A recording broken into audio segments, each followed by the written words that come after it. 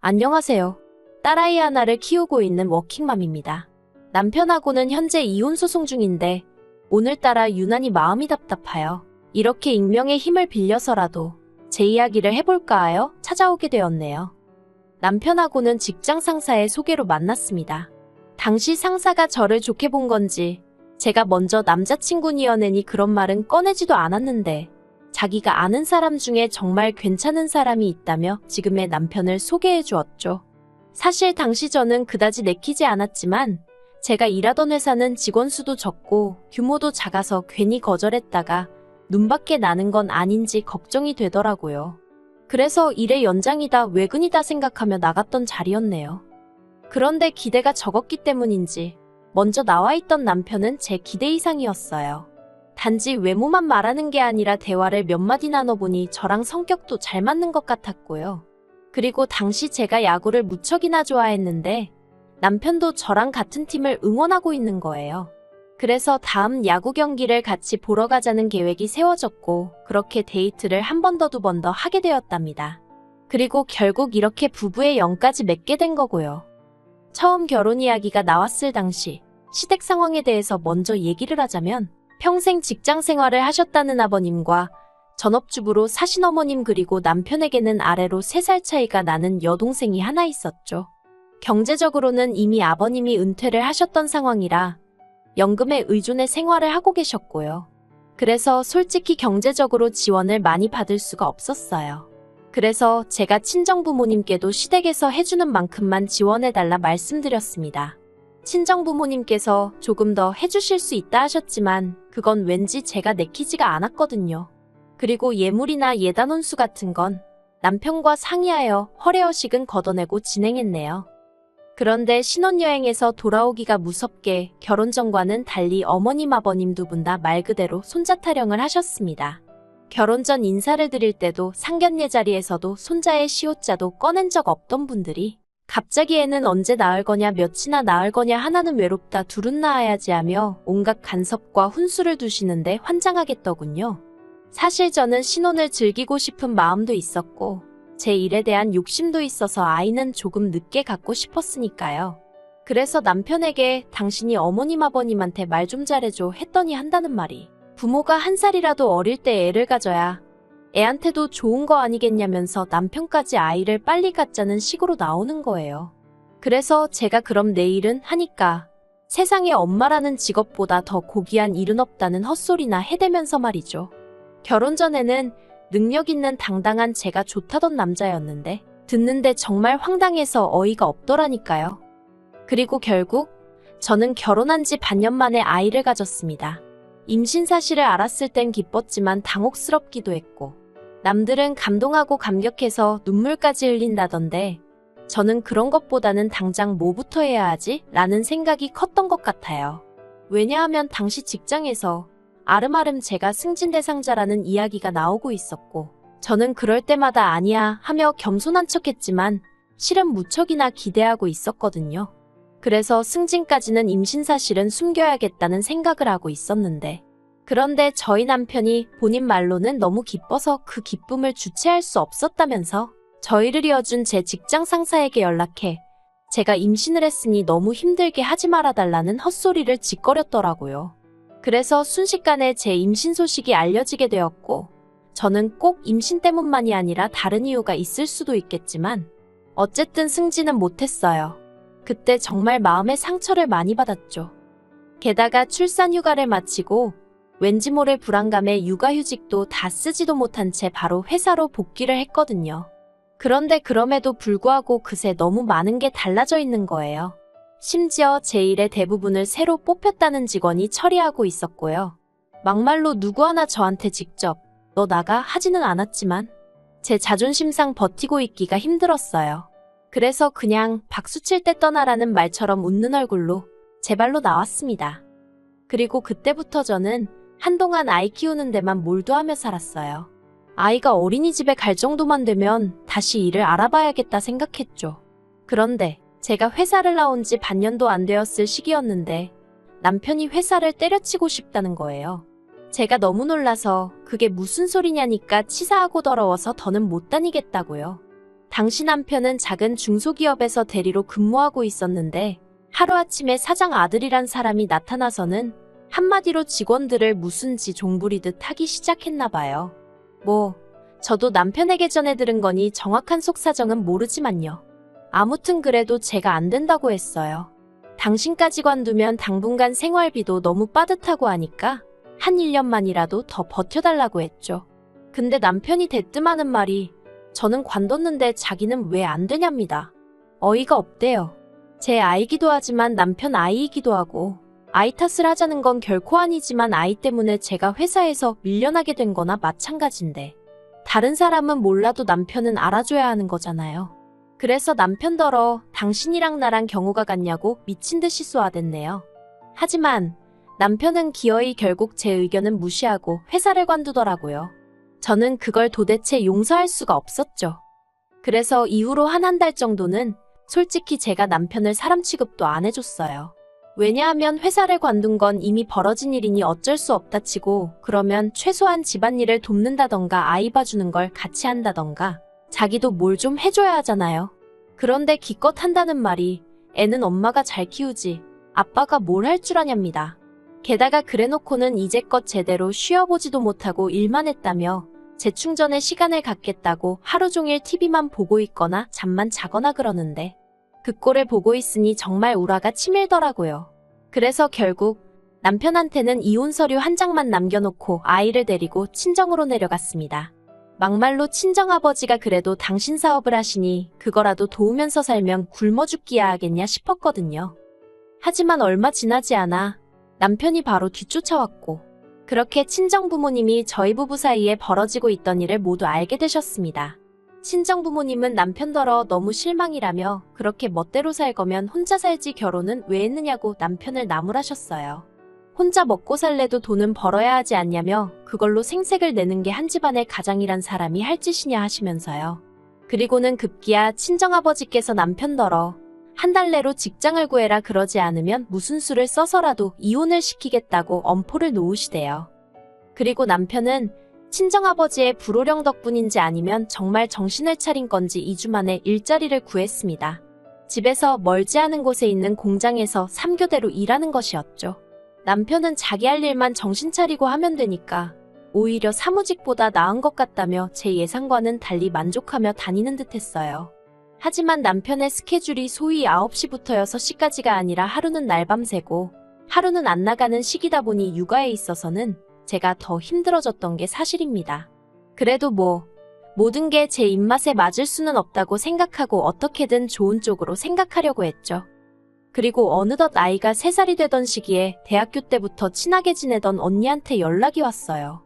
언니가 요새 어떻게 지내냐, 어디 다니는 데는 있냐 그런 걸 묻더니 혹시 집에서도 할 수 있는 일인데 한번 해볼 거냐고 묻더라고요. 그리고 들어보니 제가 전에 직장에서 하던 일하고 비슷한 일인 거예요. 그래서 당연히 하겠다고 했죠. 그래서 내친 김에 아이는 어린이집에 보내기 시작했고 저는 저대로 재택근무로 일을 시작했네요. 그리고 그때부터 저희 가족에게도 나름의 안정된 시기가 찾아온 듯 했습니다. 1년 후에는 살던 집을 팔고 대출을 조금 받아서 이사도 했어요. 원래 살던 동네를 벗어난 건 아니었지만 빌라에서 나름 브랜드 아파트로 이사를 했으니 저는 나름대로 이 정도면 남부럽지 않게 살고 있는 거 아닌가 하는 생각까지 했죠. 그런데 그 무렵 전혀 예상치 못한 소식을 듣게 되었습니다. 신우가 재혼을 하기로 했다는 거예요. 사실 신우는 남편과 제가 결혼할 때 이미 이혼을 한 상황이었어요. 비록 남편보다 나이는 어렸지만 대학을 졸업하기가 무섭게 바로 시집을 갔다가 남자 쪽이 너무 무능해서 아이만 데리고 나왔다고 들었네요. 이후로 시댁에서 시부모님과 함께 살았고요. 그리고 신우에 대한 제 감정은 좋을 것도 나쁠 것도 없었습니다. 같은 여자로서 젊은 나이에 혼자 애 키우고 사는 걸 보니 안쓰럽기도 했고 또 남편 여동생이기도 했으니까 딱한 마음도 있었고요. 하지만 그렇다고 신우가 성격이 언니하며 살가운 편도 아니었고 저 또한 쉽게 곁을 내주는 타입도 아니다 보니 서로 특별한 감정을 가질 이유가 없었달까요? 하지만 그런 제 기분과는 별개로 어쨌든 신우가 좋은 짝을 만나 결혼을 하기로 했다니 참으로 다행이다 싶대요.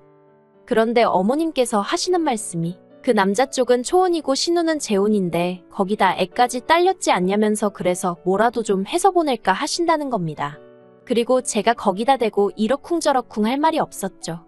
제가 남자 쪽 부모라도 신우의 상황이 부담스러운 건 사실이었으니까요.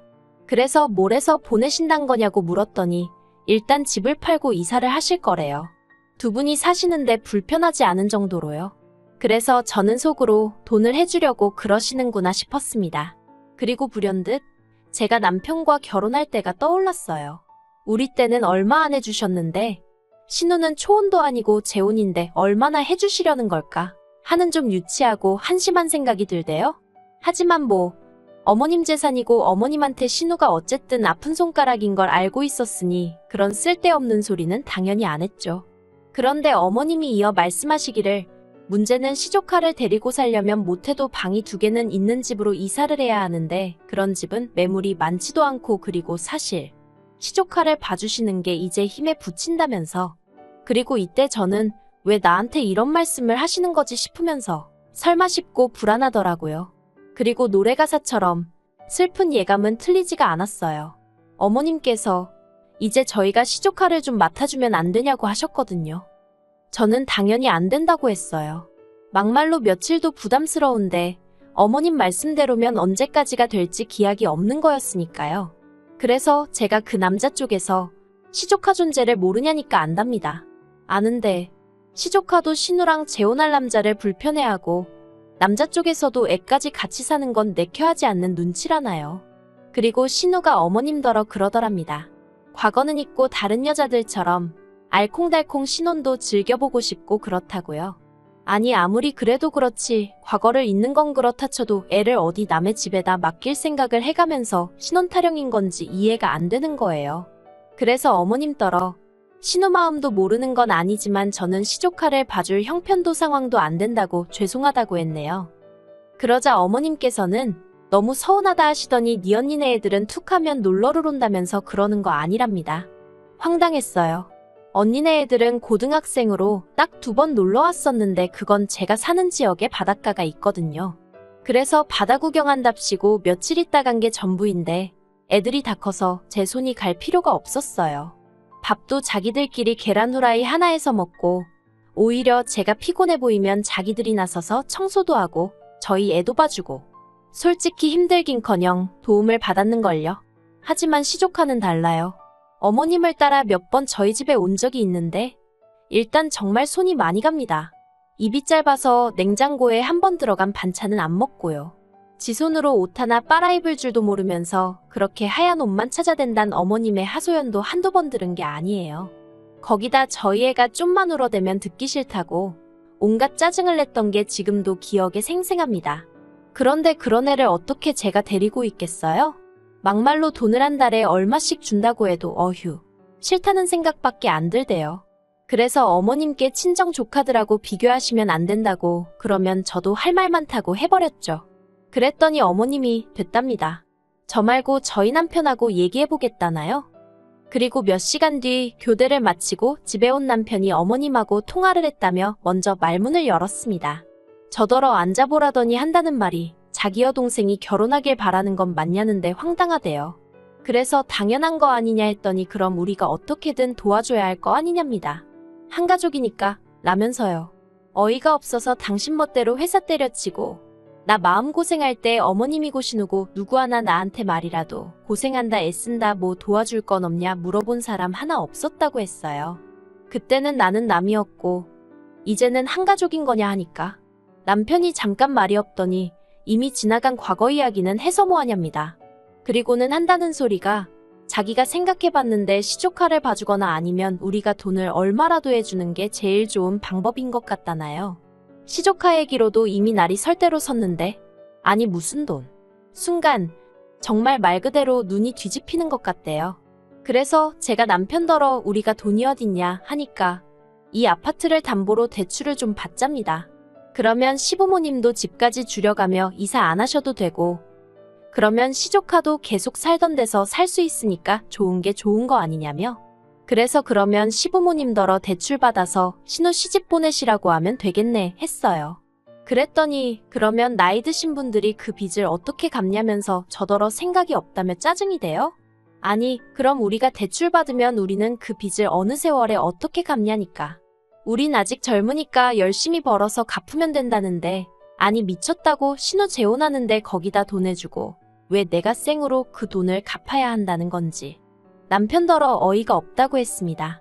우리 세 식구 잘 먹고 잘 살궁리나 하고 살라고 능력도 안 되면서 시부모님의 신호비위까지 맞출 생각하지 말라고 확 소리를 질러버렸죠. 그랬더니 자기는 매번 처형네 애들이 올 때마다 한 번도 싫은 내색을 한 적이 없는데 저는 어쩜 이러냐면서 저더러 속이 좁답니다. 그리고는 자기도 이번엔 양보를 못하겠대요. 그러더니 정말 며칠 뒤 저 보란듯이 시조카를 데려온 게 아니겠어요? 어이가 없고 한편으론 시조카가 무슨 죄인가 싶었지만 결국엔 저희 딸만 데리고 친정으로 향했습니다. 그런데 한 열흘 또 안 돼서 어머님한테 연락이 왔어요. 아주 쫓아내는 방법도 여러 가지라면서 분통을 터뜨리시길래 무슨 말씀이시냐? 저는 친정에 있다니까 그게 문제랍니다. 남자 둘이서 뭘 어떻게 하라고 그렇게 남편이랑 시조카만 남겨놓고 친정으로 내뺐냐고요. 그리고 듣자 하니 남편도 지가 할 줄 아는 게 없으니까 매 끼니마다 컵라면 주고 배달음식 시켜주고 그랬나 봐요. 빨래도 그렇게 세탁기 사용법을 알려주고 또 알려줘도 귀등으로도 안 듣더니 한마디로 뭐 아무것도 안 챙겨주고 못해줬던 모양이죠? 애가 불편해서 못 있겠다고 할머니 댁으로 가겠다 하더랍니다. 그리고 그제서야 남편도 시조카도 갔으니 저더러 돌아오라고 연락이 왔어요. 자기가 생각이 짧았다면서? 그런데 저는 솔직히 친정에 가 있는 동안 생각이 많이 정리가 되었거든요. 남편이 없어도 생활비가 조금 빠듯할 뿐이지 어디서도 빈자리가 느껴지지 않았달까요? 그래서 남편더러 나는 돌아가고 싶지 않다 했습니다. 그냥 이렇게 지내는 게 좋다. 이혼하고 싶다 솔직히 말했죠. 당신이 내 인생에 별 도움이 되는 것 같지도 않고 애도 아빠를 안 찾더라고요. 그랬더니 남편이 갑자기 무슨 말이냐면서 이혼이 애들 장난이냐 어쩌냐 하는데 그렇게 생각하는 사람이 와이프가 죽어도 싫다는데 기어이 시조카를 데려오냐 했어요. 그리고는 이혼 서류 보낼 테니 도장이나 찍어달라고 안 그러면 소송 걸겠다 했네요. 그리고 남편이 도장 안 찍어주대요. 자긴 죽어도 이혼 못한다고요. 그래서 소송 시작했어요. 앞으로 얼마나 긴 싸움이 될지 누구도 장담할 수 없다지만 저 지치지 않으려고요. 와이프 알기를 모같이 아는 인간하고 더는 하루도 한 이불 덮고 살 생각 없습니다.